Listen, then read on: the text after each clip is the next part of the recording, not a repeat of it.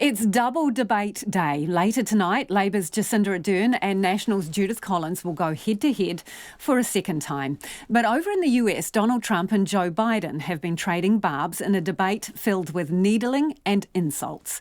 President Trump taking every opportunity to interrupt Biden and get under his skin, inferring who is stupid and questioning his military record.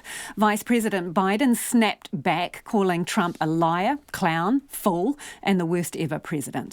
The debate covered racial inequality, the Supreme Court, healthcare, the economy, and the country's COVID response. The broadcast started with a health and safety warning, and there was no handshake between the nominees, with the First Lady sat in the socially distanced audience wearing a mask. At times, Trump handled it more like a press conference, instead debating the Fox News moderator Chris Wallace, who was forced to raise his voice to break up the warring opponents. Chris, You're that was the debating worst him, part of not me. Obama. Let me ask my question. Well, I'll ask Joe. The individual mandate was the most unpopular aspect of Obamacare. I got rid of it. I'd like and you we to, will protect Mr. people President, with I'm the moderator of this conditions. debate, and I would like you to let me ask my question, and then you can answer your question. Straight out of the gate, things hit the hot zone as the conversation turned to healthcare insurance. Here's the deal. The fact is that everything he's saying so far is simply a lie. I'm not here to call out his lies. Everybody knows he's a liar. But you I just want to make sure. Joe, you're the liar. I want to make sure. Graduated last in your class, not first in your class. I want to make sure. Mr. President, can you let him finish, sir? No, he doesn't know how to do that. He has, You'd be surprised. You pick You'd be surprised. the wrong guy, the wrong night at the wrong time. Listen, you agreed with Here's the Bernie deal. Sanders to the The manifesto. whole idea. Let him. There is no manifesto, number Please one. let him speak, Mr. Number President. two. You just lost the left. Number two. You just lost the left. You agreed with Bernie Sanders on a plan Folks, that's absolutely agreed folks, do you have to, any and under that idea plan, what that's this clown's socialized, doing? They call it Mr. Do you have any do? socialized medicine. Mr. Well, President. I tell you what, he is not for any help for people needing health care because he, in fact, already has cost 10 million people their health care that they had from their employers because of his recession. Number one. Number two, there are 20 million people getting health care through Obamacare now that he wants to take it away. He won't ever look you in the eye and say that's what he wants to do. Take it away. No, I want to give them better health care at a much lower price because and by the way, he Obamacare doesn't is know no how. good. He doesn't know how I've to do already that. fixed it. He has never I've offered already a plan. fixed it to an extent. He has never Obamacare, done a as you single might thing. know, but probably don't. Gentlemen, you realize if you're both speaking at the same time, and it's too expensive. Let the president. Go ahead, sir. Obamacare is no good. We made it better, and I had a choice to make very early on. We took away the individual mandate. We guarantee pre-existing conditions, but took away the individual mandate. Listen, this is the way it is. And that destroyed, they shouldn't even call it Obamacare. Then I had a choice to make. Do I let my people run it really well or badly? Yeah. If I run it badly, they'll probably blame him, but they'll blame me. But more importantly, I want to help people, okay? I said, you got to run it so well. That's what and I just had a meeting with them. They said, the problem is no matter how well you run Obamacare, it's a disaster. It's too expensive. Okay. Premiums are too high, and it doesn't work. So we do want to get rid of it. Chris, we want to get rid of it. I understand it, sir, but I have to give you roughly equal time. Good. Please let the Vice President talk. Good. The debate moved on to the COVID-19 pandemic, masks, and why President Trump chose mass gatherings over Biden's smaller ones. It's outside. That's a big difference, according to the experts. And we do them outside. We have tremendous crowds, as you see. I mean, and literally on 24 hours notice. And Joe does the circles and has 3 people someplace. Okay. By the way, did you see one of the last big rallies he has? And a reporter came up to him to ask him a question. He said, no, stand back. Put on your mask. Put on a mask. Have you been tested? I'm way far away from those other people. That's what he said. I can't. I'm going to be okay.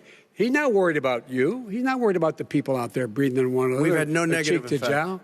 No negative effect. We've had no negative effect. And we've had 35,000, 40,000 people at these rallies. Just quickly finish up because I want to move on to our next. Yes, I would. He's been totally irresponsible the way in which he has handled the social distancing and people wearing masks, basically encouraged them not to. All right. He's a fool on this. Here's what Joe Biden had to say about the president's handling of the pandemic. 200,000 dead. As you said, over 7 million infected in the United States.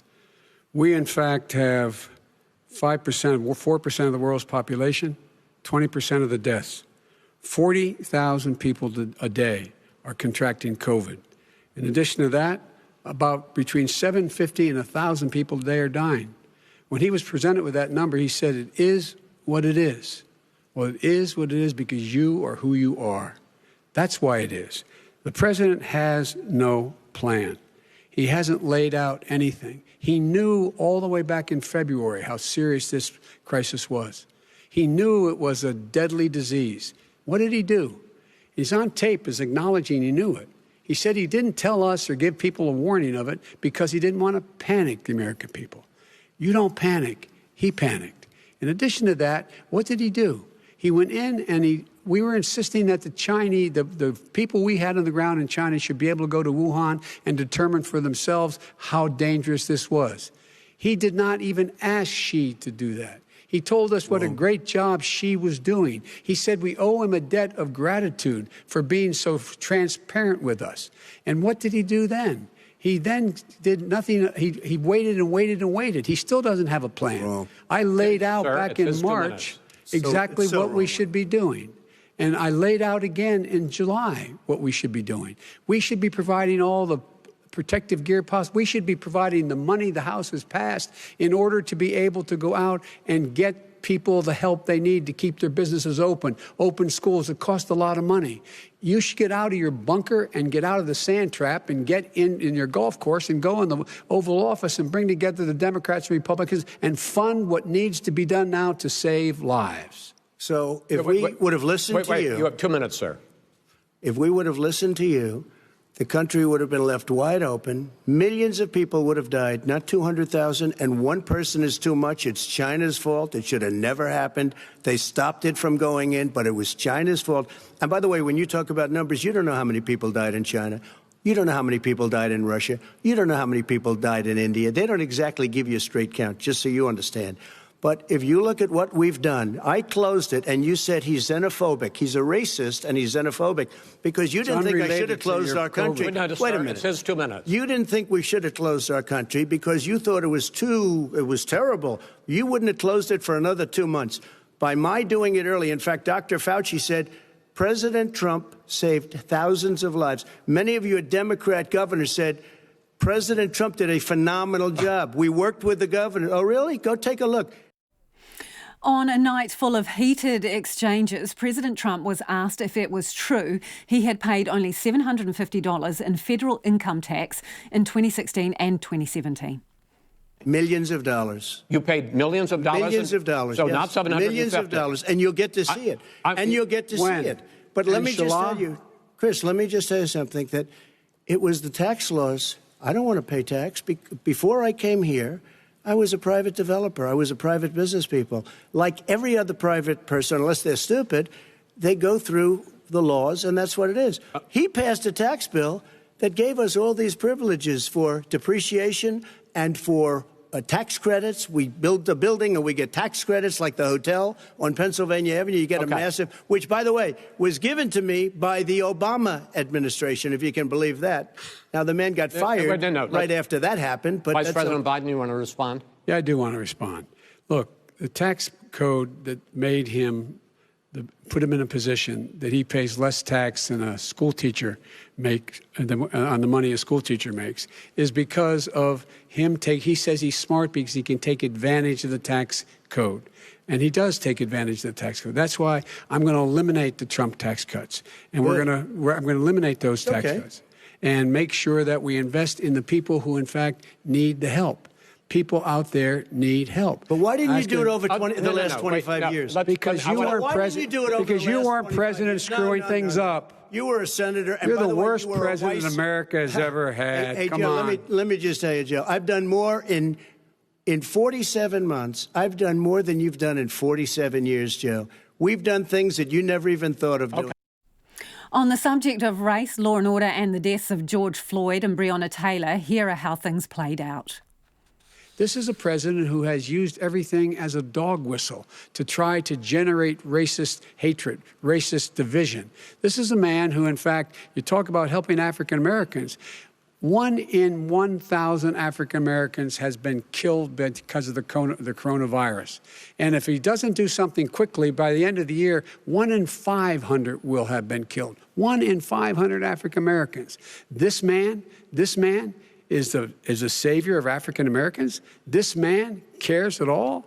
This man's done virtually nothing. Look, the fact is that you have to look at what he talks about. You have to look at what he did. And what he did has been disastrous for the African-American community. So, President Trump, you have 2 minutes. Why should Americans trust you over your opponent to deal with racism? he did a crime bill, 1994, where you call them super predators, African Americans, the super predators, and they've never forgotten it. The top 10 cities and just about the top 40 cities are run by Democrats and in many cases radical left. And they've got you wrapped around their finger, Joe, to a point where you don't want to say anything about law and order. And I'll tell you what, the people of this country want and demand law and order, and you're afraid to even say it. These cops aren't happy to see what happened to George Floyd. These cops aren't happy to see what happened to Breonna Taylor. Most don't like it. But we have to have a system where people are held accountable. And by the way, violence in response is never appropriate. Never appropriate. And that was some highlights or lowlights, depending on how you look at it, from the presidential hopefuls debate in the US. Now, the debate has been described as horrendous and chaotic. CNN described it as a hot mess inside a dumpster fire. The Washington Post said it was messy and hostile. The New York Post said Trump trampled decorum amid a volcanic performance. And the BBC said it was a messy, irate debate marred by constant interruptions. The Guardian said Trump tried to steamroll Biden in a chaotic clash.